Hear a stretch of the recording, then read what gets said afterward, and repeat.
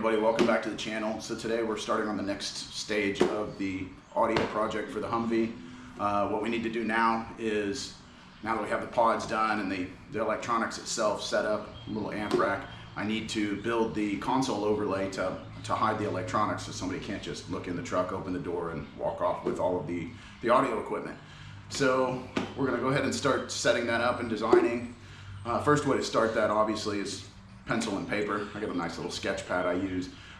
Just need to get a general idea of what I want it to look like, the basic ideas of what I have to cover, where the doghouse is, the shape on the floor, things like that. Kind of get a general idea of what the specifics need to be in order to cover it up. So usually what I wind up doing is I'll draw out the very basics, the bottom, the back end, exactly what I need to cover over. I'll draw that out, get a general idea, then I'll transfer that idea over to paper, kind of take some measurements and try to transfer that over from paper to cardboard. And once we get it over to cardboard, you can kind of use that as a stencil, put it in place, make sure it does everything that you want it to do, and then transfer that over to the MDF base, where I can cut that out and start shaping everything that I'll ultimately use that as the ribs for the construction of the fiberglass itself. So anyways, let's go ahead and get started on that, and we'll get that rolling. Let's do it. All right, guys, so what I've done, I kind of got an idea where I wanted the layout to be in the truck itself with regard to the covering over the existing doghouse, obviously where my wire's coming in, where I intend the amp rack to be, using the feet and the amp rack laying across this way. I know I need to cover all of this over and bring my lines out. I measured it and thought it'd be nice to kind of get something that lined up with the back end of the shifter box. So we'll bring the back end, the base end of the mold to kind of come out that far. Obviously we'll worry about the shape of what we have underneath this as we go, but the main thing I'm after at this point is making sure I've got the measurements correct for the back and for the base, because if those are wrong, then it's just flat out not going to fit a truck. So once I've got that, the rest of this we can play with and get a general layout. So these are the most important parts right now. So what I've done, I've measured and kind of created my own little stencil that kind of comes across, fits around the shifter box. Lines come all the way down to the outside of this, fit in nicely. And I went ahead and just, for the sake of doing it, I went ahead and measured so that I could flip this up on end and kind of get the ridges of the floor when I'm done with this. So I'll use it to get the exact flat layout, and then when I'm molding the fiberglass, I can flip it up and use that to get the ridges when we do the trimming once this thing is in place. So anyways, now that we got this put on cardboard, let's go ahead and get it cut over to the MDF, and we can actually start getting the pieces cut to start building this thing. All right, let's get it done.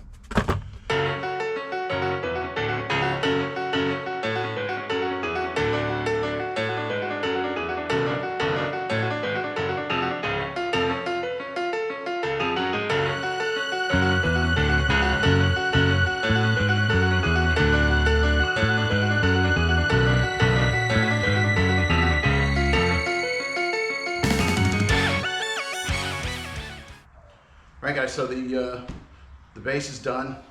It's a copy of the cardboard stencil, so I think we should be good. I'll probably go lay it in the truck just to make sure that it lays in place and there's nothing odd that I didn't catch, just to make sure it lays in and it does what it fits the way that I want it to. Same thing with these. This is just a layout of the doghouse itself. Get the outside perimeter. The inside I'm not too worried about. I just kind of cut this out in order for me to fit it in place, make sure it fits in decent enough to make sure that my measurements aren't horribly off. Anyway, I cut 2 of these just to give me a little additional depth, so that we have some depth where it slides in, and then we'll worry about the shape afterward. The main thing I'm after is, again, the back and the base. Those 2 are good. Then the rest of this is just build up, and it shouldn't be as big a deal. But these are the main ones that they absolutely have to be correct, or the whole thing is off. So I'm going to go ahead and make sure these are correct, lay them in the truck, make sure everything's good, and then once that's done, I'll start buckling these together, and we'll start worrying about measurements of the next build up for the inside. All right.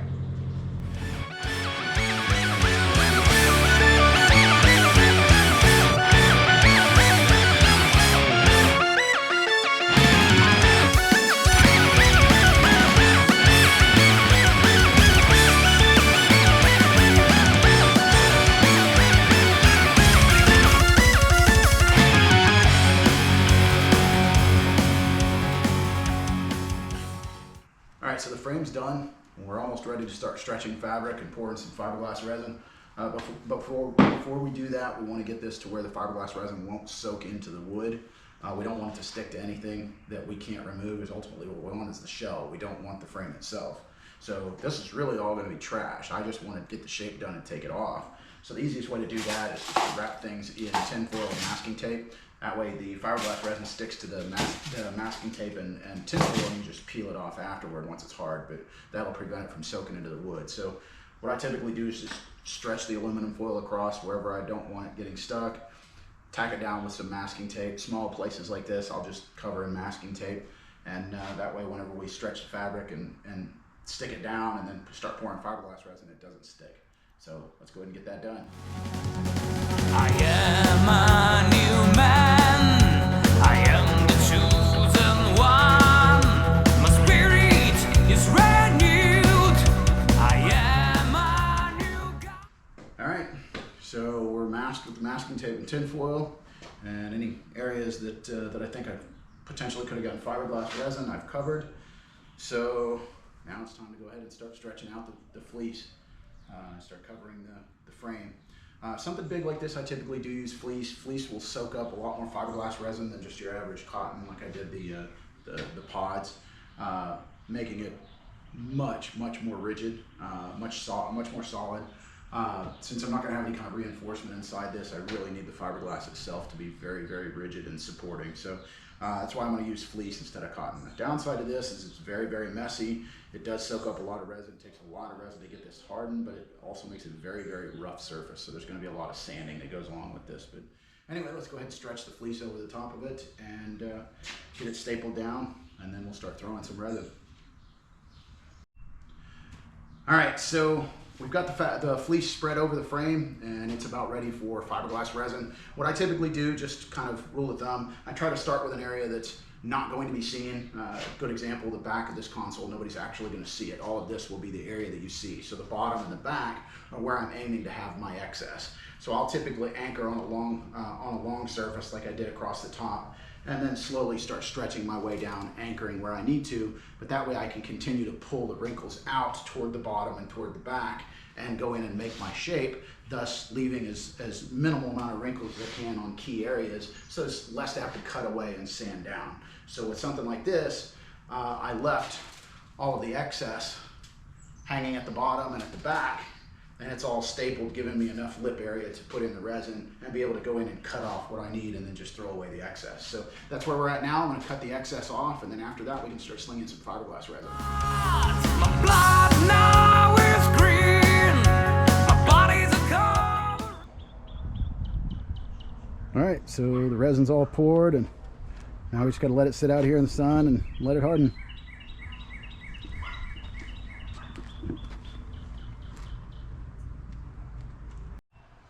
All right, fiberglass is hard. Now we just got to cut it off the frame and separate the two. Covering for the force, for the God. All right, guys, so we have the frame pieces removed from the mold. We've done a test fit with the mold. Everything seemed to fit over the amp rack and fit into place well.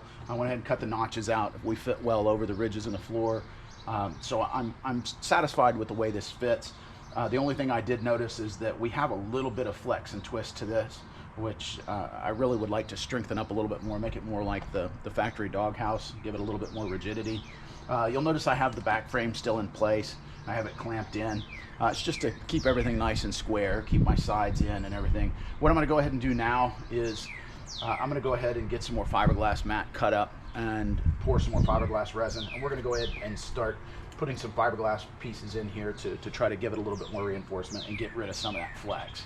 The top seems to be good, but I just want to make sure we get rid of some of this flex to the sides. You guys see I've already have a little bit of angle pieces in place to kind of keep that flex from occurring at the corners, but I still am seeing a little bit of a twist and a little bit of bend. So I think once we reinforce that, I think that'll take out some of that twist, and it'll give me the rigidity that I want. And then from there we'll be able to move on to the next stage, which is the sand and fill, all of that fun. So anyways, let's see if we can get it strengthened up, and we'll be on to the next stage. All right, cool. The dragon is now here.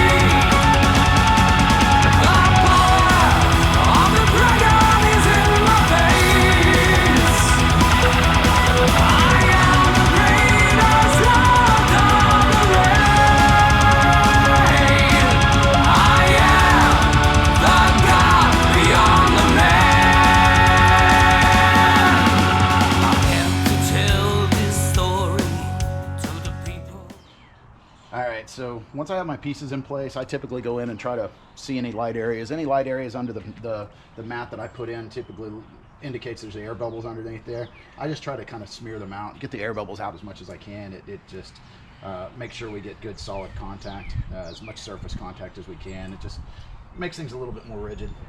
Just to kind of what I'm doing with my fingers is smoothing everything out and getting rid of any little air pockets that might be in it.